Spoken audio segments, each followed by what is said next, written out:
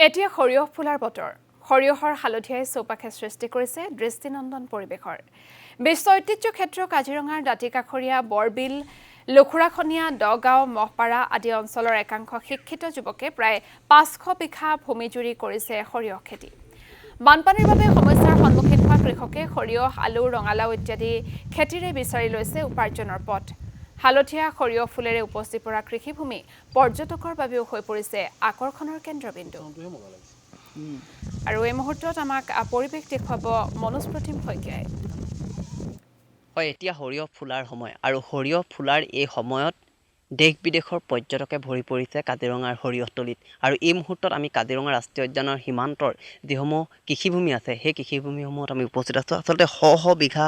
ভূমিত ইতিমধ্যে সৰিয়হ খেতি কৰা হৈছিল আৰু সৰিয়হ খেতি ইতিমধ্যে ফুলিবলৈ আৰম্ভ কৰা পৰিলক্ষিত হৈছে আচলতে যদি চোৱা যায় প্ৰতিখন পথাৰে এতিয়া একোখনকৈ হালধীয়া সাগৰত পৰিণত হোৱা পৰিলক্ষিত হৈছে আৰু এই হালধীয়াখিনিয়ে এতিয়া বহুতৰ বাবে কঢ়িয়াই আনিছে আশাৰ বতৰা আৰু এই সৰিয়হ খেতিৰ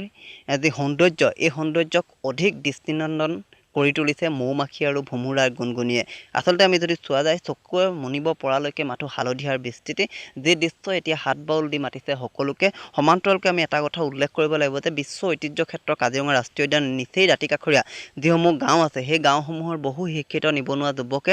ইয়াৰ যিসমূহ কৃষিভূমি আছে দাঁতিকাষৰীয়া ৰাষ্ট্ৰীয় উদ্যান দাঁতিকাষৰীয়া যিসমূহ অঞ্চল আছে প্ৰায় ৫০০ বিঘা ভূমিত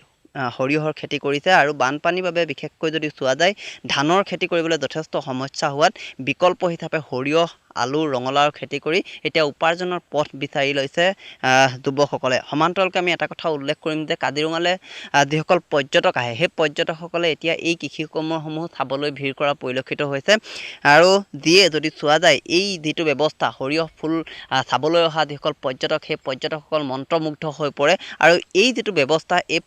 এই ব্যৱস্থাটোৱে আচলতে কৃষি পৰ্যটনক আন এক মাদকতা তেওঁলোকে প্ৰদান কৰিছে কৃষি পৰ্যটনক লৈ সেয়েহে এতিয়া এক প্ৰকাৰ আশাবাদী হৈ পৰিছে যুৱকসকল ইপিনে যদি চোৱা যায় ৰাষ্ট্ৰীয় উদ্যানৰ পৰা যিসমূহ জীৱকুল ওলাই আহে বন্যপ্ৰাণীৰ ওলাই অহা যিসমূহ বন্যপ্ৰাণী সেই বন্যপ্ৰাণীয়ে বহু সময়ত কৃষি কাৰ্যত যিসমূহ তেওঁলোকে কৃষি কাৰ্যৰ যি অনিষ্ট সেই অনিষ্ট কৰে যাৰ বাবে তেওঁলোকে টঙি ঘৰ ইয়াত স্থাপন কৰি নিশা তেওঁলোকে কৰ্তব্য সম্পাদন কৰে আৰু যদি চোৱা যায় বিশেষকৈ যদি চোৱা যায় দাঁতিকাষৰীয়া যিসমূহ অঞ্চল সেই অঞ্চলসমূহত বন্য জীৱকলে সততে ইয়াত আহি উপদ্ৰৱ চলায় কিন্তু তথাপিও তেওঁলোকে সেইসমূহকো নেওচি তেওঁলোকে কৃষি কৰ্ম কৰি গৈছে আৰু পৰ্যটকসকল বিশেষকৈ যদি চোৱা যায় ইয়াত আহি আপোন পাহৰা হৈ পৰে এই মুহূৰ্তত আমি আপোনাৰ ওচৰলৈ আহিছোঁ ইয়াত ইতিমধ্যে দেখা পোৱা গৈছে যথেষ্ট সংখ্যক ইয়াত পৰ্যটক আহিছে কাজিৰঙা ৰাষ্ট্ৰীয় উদ্যানৰ সমান্তৰালকৈ যদি চোৱা যায় কৃষি পৰ্যটনে বিশেষ মাদকতা লাভ কৰিছে কাজিৰঙাত কি ক'ব বিচাৰিব হয় এইটো এটা বৰ নান্দনিক পৰিৱেশৰ সৃষ্টি হৈছে কাজিৰঙাৰ আশে পাশে যিহেতু আমাৰ ইয়াৰ অঞ্চলটো বানাক্ৰান্ত অঞ্চল গতিকে